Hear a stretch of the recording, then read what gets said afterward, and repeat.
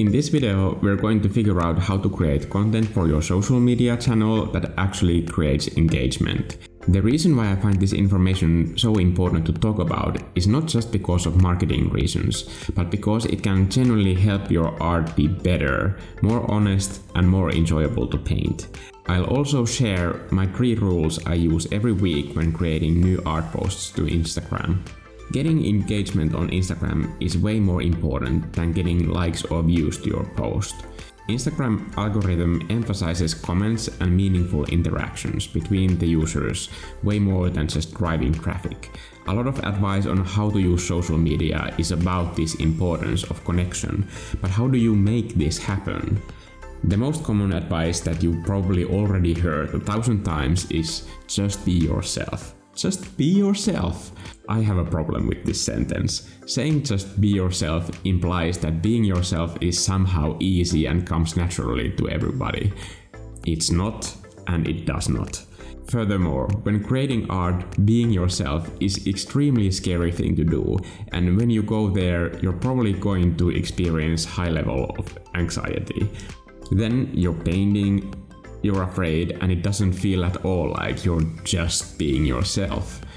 What does come easy is painting a white plate, a chair, or a glass of water. There's little to no emotional baggage in any of these topics for most people.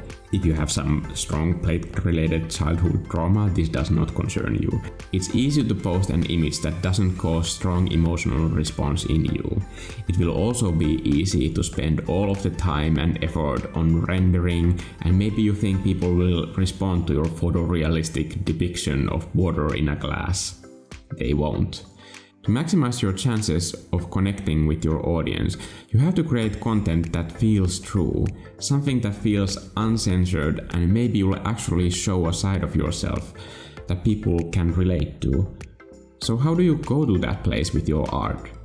Have you ever decided to change a painting because your original idea felt too weird, too out there, and just not what is usually appearing in your own feed? Or maybe you've already finished a painting or have a photograph that has a composition that you just deemed too odd or subject too unsuitable for your audience. It's those small tiny moments when you accidentally assume what your audience is thinking, or when you assume how your audience will react. Those moments are holding you back from truly expressing yourself. That voice that says that this painting is okay to post for my public gallery, but not this one or that one. That's you not being yourself, and it takes a lot of bravery to show that other side of yourself in public. That side that you're unsure of how people will react to when they see it. Creative work is always going to be scary. You're venturing into areas of your own subconscious, and when you emerge from your own thoughts with a finished piece of artwork, sharing it with the rest of the world is a whole another heroic challenge to overcome. A few years ago, for me, sharing anything that shows brushstrokes or worse yet, these sort of childish ideas like weird, colorful, sort of cute characters, showing that stuff in public to me was just, I'm not going to lie, it was terrifying to me.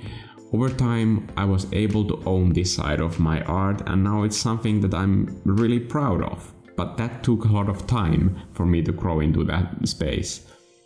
When it comes to Instagram engagement, that change in how I approach the decision of what to post made the biggest difference for me. When I stopped worrying about what my art might reveal about my true self, this was a long process, and it's something that probably won't happen overnight to everyone out there. But there's few habits that you can incorporate into your own creative work that will help you get there faster.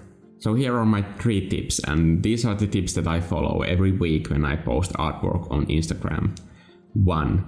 Always put a name to your work. Name can add information on what the piece is about, and slowly over time, naming each one of your pieces will help you be more okay with your work being more honest and easier for others to get into. This will also make you process of the topic that you are painting, and it will help you understand your own painting better too. Labeling your works untitled will always shut down the conversation because it just sends a signal to your audience that you don't want to participate in conversation, and this is not what you want to say to your audience. 2. De-emphasize the importance of posting your artwork by creating huge volume of art. If you don't post often, you will put way too much pressure on the exposure of a single piece of artwork. The hidden benefit of this type of creative life is that those personal pieces will more easily slip by the defenses of your ego when there's already a steady stream of artworks being released on your platform. 3. Let go of the idea of trying to impress anyone. I'm serious about this, and this is really hard, especially when you're just starting out, but don't try to impress other people.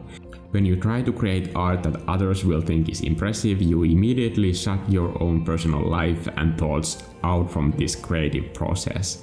Art that tries too hard to impress is not personal, and it won't create emotional connection with anyone, except maybe jealousy, and you don't want to build a tribe around such negative emotions anyway. You don't want your whole audience thinking that like, I wish I could be as good as this guy.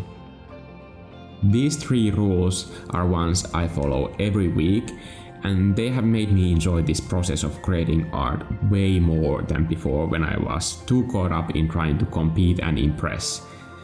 Also, they have been extremely beneficial for the exposure of my art, so I can say that this genuinely made a difference in numbers as well.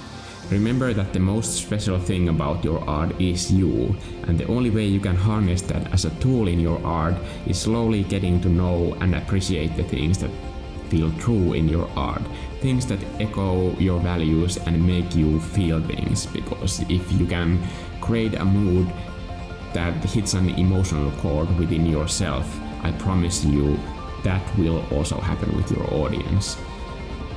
I'm Mikko, and I hope these tips will help you the way that they have helped me, and I think it's really important to understand that this process will make you like painting more, and that's the key to not just greater engagement, but it will make you more happy, and I think that's something that you can't put a price tag or a number on. I'll see you guys in the next video. Go out there and paint stuff. Be brave. Bye.